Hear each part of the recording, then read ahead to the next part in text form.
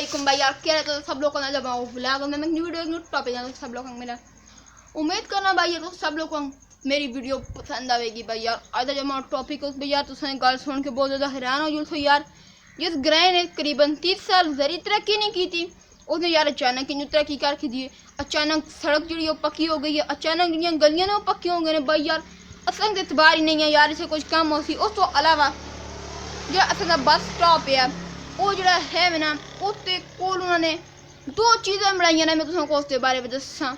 लेकिन भाई यार बार यार हैरान कौन बात की गल है। रात का सोते ऐसा कुछ मालूम नहीं, सुबह उठे ने पता चलता भाई यार टैंकियां बन गई ने तला। तो भाई यार तुसंग मैं दसा क्या जो उन्होंने बनाई ने। लेकिन भाई यार इस तो पहले मैं अपनी वीडियो का आगाज़ करूँगा उन्होंने तो समय जो मेरे चैनल सब्सक्राइब नहीं किया प्लीज़ जरूर सब्सक्राइब करके ताकि हर वीडियो तो नोटिफिकेशन में आ जाए। तो भाई यार वीडियो को शुरू करने से पहले तुम सिर्फ पीछे माहौल देख सकते हो कितना यार बिल्कुल कितनी हरी हरी जगह। उस तो अलावा बिल्कुल लिंक रोड नाल उखलते स्टॉप तो बिल्कुल जो बस स्टॉप है वो मैं कैसी वीडियो भी दसी है, देख सकते हो डबल इस साइड और उस साइड जो मर्द ने वो बैठते। सब तो पहले मैं तुम जी रिंग वाली टैंकी है वो बनाई गई है माल मवेशी वास्ते, क्योंकि भाई यार इतने कोल रोड है। उस तो अलावा जो लोग अपने माल मवेशी तला खड़ते फिर अपनी कारों थोड़ी नहीं खड़कते, फिर उस वास्ते इन्होंने इतने ही बनाई है। वो देख सकते तुम तला थोड़ी।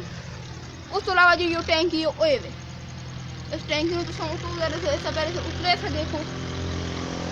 उस तो बाद भाई यार टैंकी हम देख सकते हो। ए भाई यार हूँ तुम टैंकी में देखो कितनी बेहतरीन किस्म की होना टैंकी बनाई ने।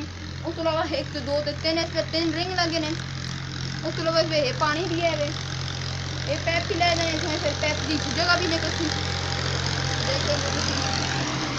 सबूत समंदर है दो तीन फिर नजर आ रहा है। उसके अलावा जगह भी काफ़ी उसने भी देखा भाई यार फिर रिंग रोड से ट्रैक्टर ट्रालियां का कितना ज़्यादा शोर है। उस तो अलावा तो मैं टैंकी के बारे में बताना टैंकी इन्होंने इतना बेहतरीन किस्म का पका खींचा है जरा भाई बहुत ही बेहतरीन काम होगा। उस तो अलावा एक तरह की और खींची ने ये पीछे सड़क को लेके जरा बस स्टॉप के अंदर बैठने का रास्ता आया उस इन्होंने पक्का कर छोड़ा है। ये तुम देख सकते हो बिल्कुल बेहतरीन इन्होंने सब पक्का कर छोड़ा है। उस तो अलावा इन्होंने चलो इस तक सुराख से निकाला है। तो सोच रहे हो यार सारे मेरे भाई कि यार सुराख का मसला फ़ायदा इस सुराख का भाई यार फ़ायदा है इस वजह जो पानी वगैरह होता है वो एक साइड तो दूसरी साइड चला जुलता है तो वो पानी जुल के सारा फिर एक जगह पर इकट्ठा होता उतो भी अस माल मवेशी पानी पी के वो पिछे एक भाई यार ये पिछले तुम कच्ची जगह नज़र आ रही होती ये सारी उस वास्ते। उस तो अलावा हूँ तो तक तबली टैंकी में देख सकते हो। उस तो अलावा भाई यार ये ते भाई यार एक और टैंकी बनाई ने जेडे जिस बिचों बंदे वगैरह पेड़ पानी पी सन उस टैंकी की बुनियाद रखी गई है। भाई यार ये वो टैंकी है इस टैंकी में तुम देख सकते हो दूरों बिल्कुल तुम हूँ ठीक नज़र आएगी। करीबन इस पर 4 तो 5 रिंग मेरे हिसाब न लगे सन। इस टैंकी में देखो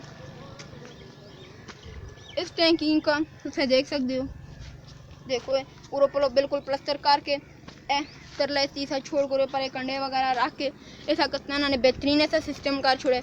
उस तो अलावा जो लोग पानी पी सन वो जो सिस्टम है वो कि जगह पर मैं तुम दसा ये कुंडी है तुम देख सकते हो इसके अंदर ही इन्होंने लगाई दी है क्योंकि भाई यार बिचों बे लोग को ज़्यादा ही शरारती ने उस नाल कुंडियाँ गिलास ही लेके चले जुल सुन। ये देख सकते हो कुंडियाँ वगैरह ने लाई दिया ने तुम देखो। उस तो अलावा जितने बच्चे जो लोग ने पानी पी सुन ओकड़ी जगह तो पी सुन वो बकायदा वास्ते भी उन्होंने जगह बनाई दी है। तुम देख सकते हो पीछे कितना बेहतरीन का उसी पीछे देखो सबको नज़र आ रही है कितना बेहतरीन सिस्टम भाई यार इन्होंने इतने पीछे बनाए दा है। उस तो अलावा भाई यार तुम हूँ इतने मुकम्मल असम स्टाफ देख सकते हो। तुम देखो जो जंदा गईया बकरियां लाते हैं वो भी ये जगह जाके खलते देने देखो। ते भाई यार चलो बहुत जल्द मिलेंगे एक नई वीडियो टॉपिक के नाल। थोड़ी अल्लाह हाफिज़।